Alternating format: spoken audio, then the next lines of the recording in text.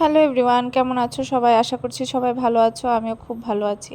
তো এই ভিডিওটা অনেক দিন আগেরই এডিট করার জন্য দিতে পারিনি। এটা হচ্ছে খার্চি পূজা। আমরা যাচ্ছি সবাই খার্চি পূজাতে। তো এই খার্চি মেলাটা আমাদের এখানকার সবচেয়ে বড় মেলা হয়। প্রচুর লোক হয়, মানে দূর দূরান্ত থেকে লোকজন আসে এই মেলাতে।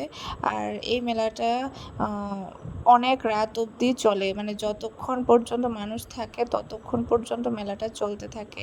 রাত 12টা-1টা পর্যন্ত মেলা থাকে। আর এখানে একটা মন্দিরও আছে। ওই মন্দিরে সবাই পুজো দেয়, তারপরে এই মেলাতে ঘোরাঘুরি করে। আর এই মেলাটা আমাদের এখানকার সবচেয়ে বড় মেলা হয়। এত বড় মেলা কোথাও হয় না। আর এই মেলাটা চলে 7 দিন ব্যাপী। প্রচুর লোক হয়, প্রচুর ভিড়। খুবই মজার, খুবই আনন্দের। ওই ভিড়ের জন্য আর গরমের জন্য এটা হচ্ছে আলাদা ব্যাপার।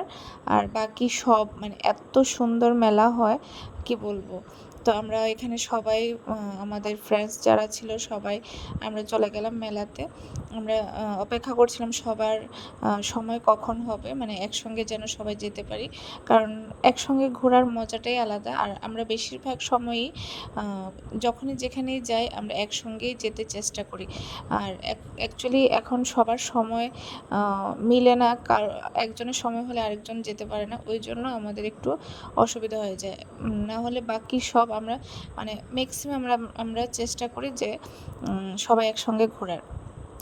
তো মেলাতে গিয়ে যা যা হয়, মানে কেনাকাটাটা বড় ব্যাপার না, কিন্তু দেখার যে বিষয়টা মানে এতই ভালো লাগে। আর খাওয়া দাওয়া তো আছেই।